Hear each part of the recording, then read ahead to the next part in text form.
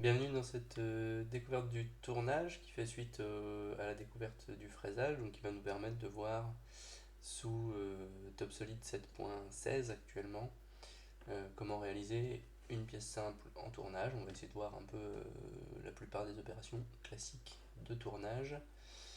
Alors j'ai préparé une petite pièce. Voilà, donc on a des géométries extérieures à faire, une gorge, et puis des géométries à l'intérieur qui va nous permettre de voir un peu tous les outils classiques en tout cas.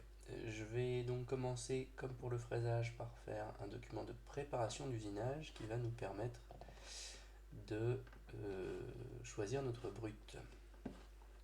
Alors la forme englobante ici, c'est pas un bloc, ça va être un cylindre. Voilà. Et puis on va dire qu'on va travailler en barre, c'est-à-dire qu'on va avoir bah, une grande barre qu'on va venir tronçonner à l'arrière à la fin de la première phase. Alors quel côté on va faire en premier? Peu importe, j'ai mis un lamage des deux côtés. Hop, et donc je vais rajouter de la matière par ici. Voilà, avec un diamètre de brut 60, parfait. Donc voilà la pièce dans le brut qui là est donc beaucoup trop longue puisqu'on va venir tronçonner la barre et puis ensuite on fera avancer la barre et puis on pourra faire une répétition pour faire plusieurs pièces dans la barre. Sur mon document de préparation d'usinage, je vais venir faire un usinage et comme pour le fraisage, je vais utiliser un modèle qui est donc valable uniquement au lycée. Tournage 2 axes sans machine. Alors l'intérêt de ce modèle, c'est que certaines spécificités de nos machines sont prises en compte, comme les différentes courses, les vitesses limites de la broche. Et puis également, on a déjà monté quelques outils, parce que vous allez voir que les outils en tournage, il faut faire un peu attention à ce qu'on fait. Je vais mettre ma pièce en place, donc axe sur axe, voilà, dans le mandrin, avec bien la partie barre qui dépasse du mandrin, et puis je vais me mettre à peu près comme cela. Voilà, je valide mon positionnement. Je vais laisser l'origine devant, puisque c'est là que la butée va venir au moment de l'usinage. Alors justement, au niveau des outils, si on va dans équipement, on a un truc qui s'appelle gestionnaire d'outils. Je vais l'ouvrir et ça va nous permettre de voir un peu ce qu'il y a. Alors les tourelles de nos tours, là, actuellement on n'a que des tours avec 12 emplacements, donc vous voyez qu'il y a 12 pots, 1, 2, 3, 4, 5, 6, 7, 8, 9, 10, 11, 12. Et il y a un truc qui s'appelle axe du pot, vous voyez une alternance Z, X, Z, X, Z, X, etc. Pourquoi? Tout simplement parce que en tournage, les outils peuvent être orientés soit vers vers l'axe, donc à ce moment-là, ils sont alignés avec l'axe X, pardon. Soit les outils sont alignés avec l'axe Z. Donc alignés avec l'axe Z, on va retrouver les forêts, les barres d'alésage, etc. Alors que orientés vers, sur l'axe X, on va retrouver les outils d'extérieur. Dans le modèle qui est défini ici, pour le pot 1, j'ai que l'orientation de Z plus de possible, et pour le pot 2, j'ai que l'orientation de X plus de possible. Si on ne prend pas le modèle, pour chaque pot, il y a les deux orientations de possible.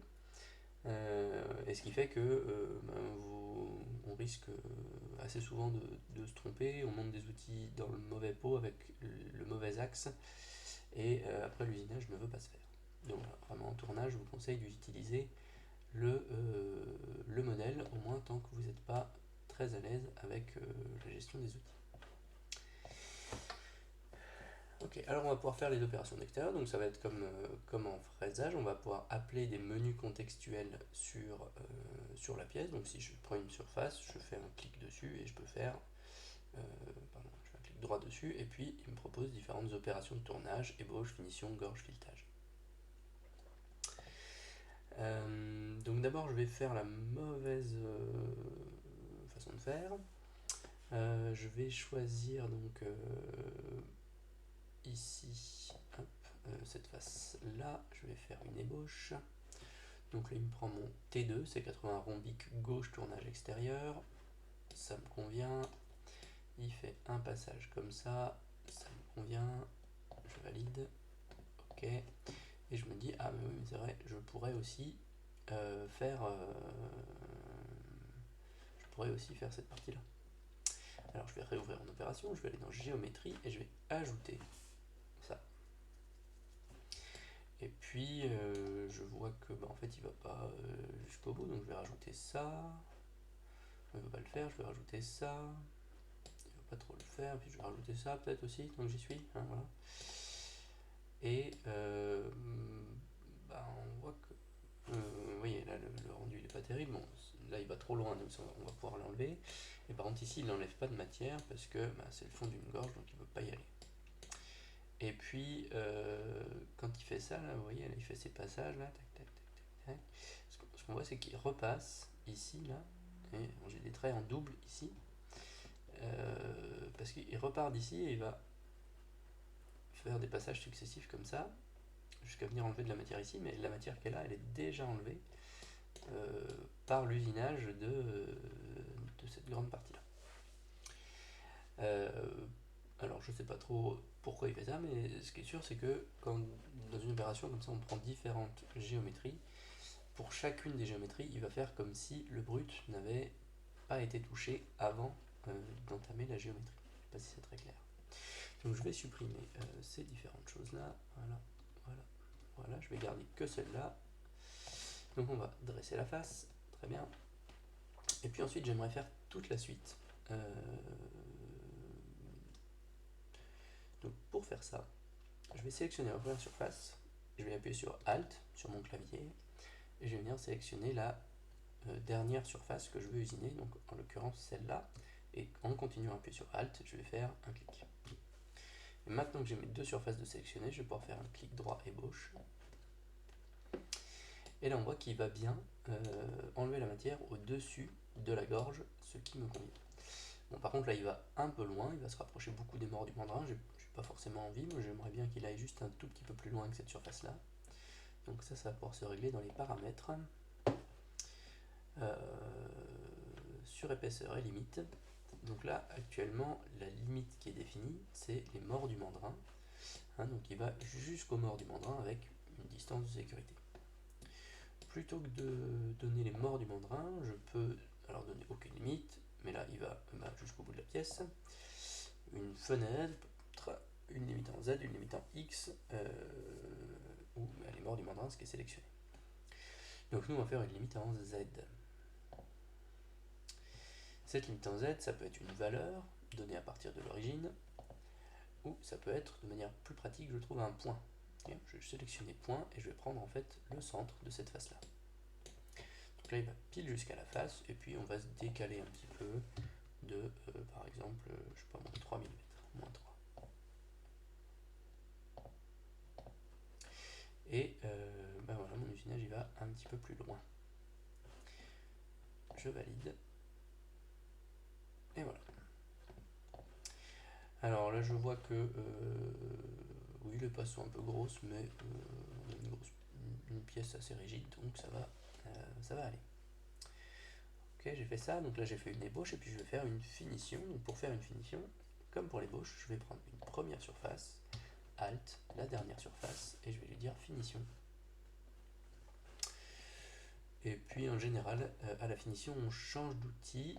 Hein, on va prendre un outil qui a un rayon. Alors, je reprends le premier. Donc c'était un C80 rhombique tournage extérieur, enfin gauche tournage extérieur avec un rayon de plaquette de 0,8. En général, pour la finition, on descend un petit peu. On va prendre un rayon de plaquette de 0,4. Ce qui a tendance à moins faire vibrer et donc à donner de meilleurs états de surface. Je prends mon rayon 0,4, mon outil de finition, et puis donc là on ne voit pas très bien, il va rentrer ici, il va venir faire tout le contour comme ça, hop, et puis il va ressortir là. Alors la finition, moi j'aime bien la faire partir depuis l'autre côté, donc pour faire ça j'ai juste à double-cliquer sur la flèche. Et on peut valider. donc là on voit que c'est bon, là je suis au niveau de la matière, là aussi. Les chanfreins sont faits également. Il va me rester à faire la gorge et puis les géométries intérieures. Donc je vais faire la gorge, je prends le fond de gorge, je lui dis que je veux faire une gorge. Il me prend automatiquement l'outil extérieur à gorge. Super, je valide, il me fait la gorge. Donc là je ne m'intéresse pas du tout aux conditions de coupe. Ce qu'il faut regarder un petit peu, c'est les AP. Donc si je reprends mon ébauche là, AP c'est la profondeur de passe, c'est 2 mm. Si je la modifie, je peux mettre 0,5. On va faire beaucoup plus de passes si je mets un AP de 0,5. Donc combien on met, ça dépend de l'outil. Ça dépend aussi de la puissance de la machine. Et puis ça dépend aussi beaucoup de la rigidité de la pièce, parce qu'on ne pourra pas mettre des gros AP sur des pièces fines ou élancées, puisqu'elles vont beaucoup vibrer. Donc là j'ai fait une modification. Donc, je vois que c'est bizarre, là, ma finition elle est plus là. Pourquoi? Parce que je vois les petites flèches vertes, elle n'est pas à jour, je la remets à jour. Ok, je vais maintenant faire donc la partie intérieure, je vais faire un versage. Ah oui, alors depuis ces deux versions là, sur le menu contextuel on ne trouve plus les versages, je sais pas pourquoi, ils sont enlevés. Donc il faut aller dans les opérations 2D là-haut, petite flèche déroulant, enfin petite flèche pour dérouler le menu, versage. Donc géométrie, cette géométrie. Outils, là on va devoir définir un outil, parce qu'il y a des outils qui sont montés, mais évidemment ils font pas le bon diamètre. Donc alors de quel diamètre j'ai besoin? Je sais pas, je vais faire analyse, pied à coulisses, règle, et je vais prendre voilà, diamètre de 11,6. Ok. Donc je vais monter un forêt de 11,6. Je clique droit, et si j'ai bien forêt de sélectionner, remplacer l'outil, et je vais mettre un forêt de 11,6. Ok. Alors je mets pas de pointage, on a vu en fraisage qu'on pouvait mettre des pointages, et puis un peu pourquoi, là je vais pas en mettre. Et quitte à faire, je vais déboucher complètement ma pièce, puisque là il s'arrête au lamage de la partie d'après, mais je vais déboucher complètement ma pièce. Ça va me donner un point d'entrée sur la phase suivante, ce sera plus facile. Donc pour déboucher, je vais ouvrir là et je vais faire déboucher le brut. Ah oui, c'est une mauvaise idée, j'ai défini un brut très très grand. Je vais faire aller jusqu'au fini. Non. Qu'est-ce que je peux prendre? On va garder, respecter la géométrie et on va juste lui mettre un peu de surlongueur. 10. Allez, un peu limite. 11. Ouais, 11 mm. Ok. Donc là, j'ai un forêt de 11,6. Je vais faire encore une mesure. Ma pièce, elle fait 60 mm de long, donc je perds sur 6 fois le diamètre. Je vais mettre un petit peu de débourrage pour mon forêt. Donc je vais ouvrir les... Pardon. J'édite l'opération de perçage, double clic, j'ouvre les paramètres, débourrage picotage, je valide l'option, et puis profondeur de passe initiale, je vais mettre 20, et autre profondeur de passe 20, donc 2 fois le diamètre à chaque fois. Donc là il va me le faire en 3 fois. Très bien. J'ai fait un perçage, et puis maintenant il va me rester à faire le lamage qui est là. Alors, quelle dimension est-ce que j'ai mis? C'est un diamètre 19,3, donc j'ai pas de fraise à lamer, j'ai pas de fraise de diamètre 19,3, donc je vais venir le faire avec une barre d'alésage. Alors pour ça je vais venir choisir soit le fond soit le côté, normalement les deux vont marcher. Je vais faire une ébauche. Alors évidemment pour l'instant il ne me fait rien puisqu'il a pris un outil de tournage extérieur, c'est marqué là en haut. Je vais rouvrir mes outils et puis je vais prendre bien sûr le T7, outil de tournage intérieur. Enfin le T7 ou le T9, il y en a un qui est à gauche, l'autre qui est à droite. Peu importe, c'est juste en fonction de... on a les deux à l'atelier, donc les deux sont montés. Voilà. Et ben maintenant il y va, on voit qu'il enlève de la matière, il laisse une petite surépaisseur constante qui est définie ici. On va dire qu'on va tout faire une fois, on va faire des bouches de définition, et par contre une profondeur de passe de 2, là pour nos petites barres à léser c'est beaucoup trop, elles vont beaucoup vibrer, on va mettre 0,5 par exemple, et je valide. Ok, super, et puis j'aimerais tronçonner ma pièce. Alors là le problème c'est que le tronçonnage il est dans les morts du mandrin, donc je vais devoir ressortir un peu ma pièce. Je vais éditer mon positionnement, je vais ressortir ma pièce, voilà, je valide. Évidemment il faut que je remette à jour tout ce que j'ai fait. Et puis là je vais pouvoir donc tronçonner ma pièce. Alors pour tronçonner, je vais venir sur la face ici, je vais demander une gorge, et au lieu du type d'usinage, là je peux changer, au lieu de gorge je peux mettre tronçonnage. Okay. Super, tronçonnage avec une surépaisseur. Alors on va laisser la surépaisseur. Pourquoi? Parce que tout simplement, en général, le tronçonnage ne nous donne pas des états de surface très très bons. Donc on laisse la surépaisseur et puis on reprend de l'autre côté. Alors là j'ai un petit chanfrein et il a envie de me le faire, et du coup pour me le faire, oui, il va faire plein de passages là. Mais j'ai pas besoin qu'il me les fasse là, on les fera quand on fera de l'autre côté. Donc dans paramètres, je vais aller dans entrée des flancs peut-être. Non, géométrie, détection automatique des congés et des chanfreins, ni à gauche, ni à droite. Voilà. Ok, il me fait pas le chanfrein, il va juste tronçonner.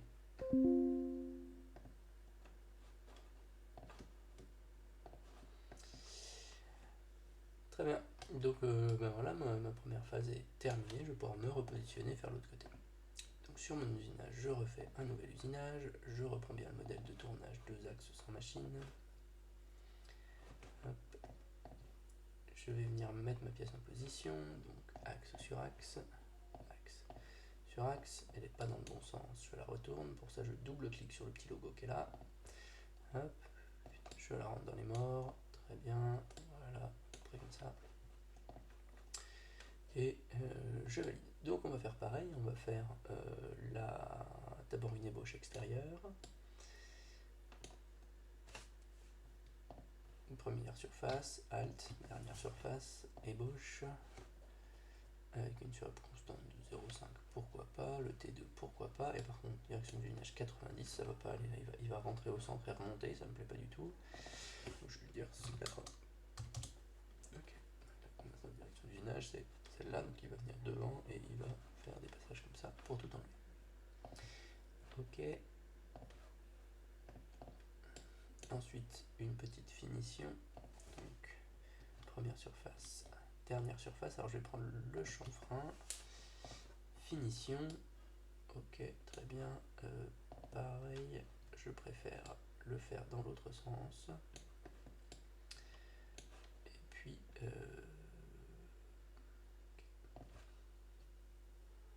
voilà, ah non, on a dit qu'on changeait d'outil pour la finition, on va prendre le D4, oui, je valide, ok.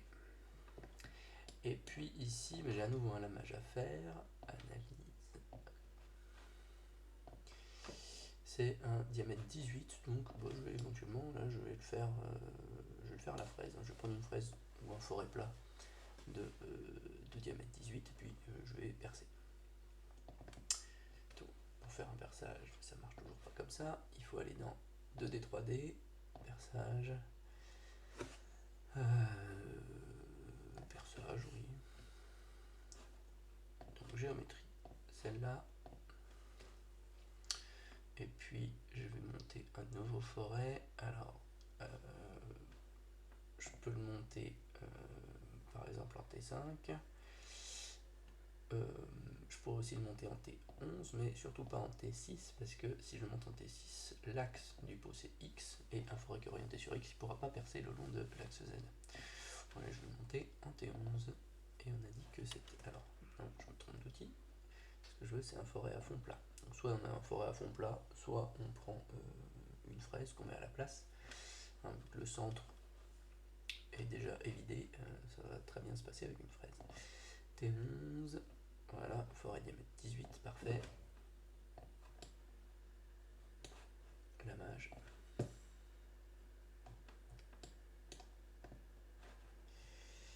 Alors voilà, je vais justement, on va juste revenir un tout petit peu, voilà, on va bien voir ici, hein. Là mon forêt, vous voyez, il est monté sur l'axe Z, cette forêt là est sur l'axe Z, ça c'est une barre à léser, elle est sur l'axe Z, encore une barre à léser, elle est sur l'axe Z, et puis j'ai des outils qui sont montés sur l'axe X, hein, tous les outils d'extérieur, donc j'ai ici un outil pour faire du filetage, ici mon outil à tronçonner, et puis mes deux outils extérieurs, donc ça c'est le PDJ LN avec un rayon de 0,4 et puis ça c'est le PCLN avec un rayon de 0,8. Voilà.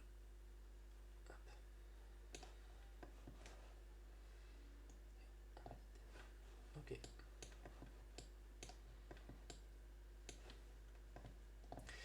Et voilà, mon usinage est terminé. Alors, vu que c'était une reprise, là mon origine elle n'est pas très bien mise, donc au fraisage j'avais dit il faut toujours penser à positionner l'origine avant de commencer ces usinages. Bon, je l'ai oublié, c'est pas très grave, ça va marcher quand même.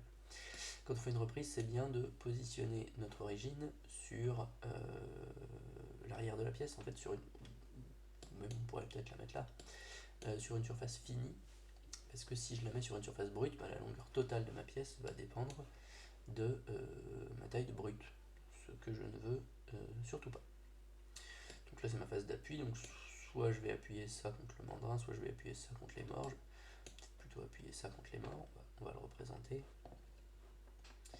Je vais faire éditer le positionnement, plan sur plan, plan sur plan. Voilà, ok. Donc c'est cette face là qui va venir en appui sur les morts là. Et donc mon origine, je vais venir la mettre sur ma mise en position. Et donc le point d'origine, ça va être le centre de la face. Je remets tout à jour. Et voilà, mon programme est prêt en ce qui concerne les trajectoires d'usinage. Maintenant, j'aurai plus qu'à gérer les conditions de groupe. Voilà, c'est tout pour aujourd'hui. Merci.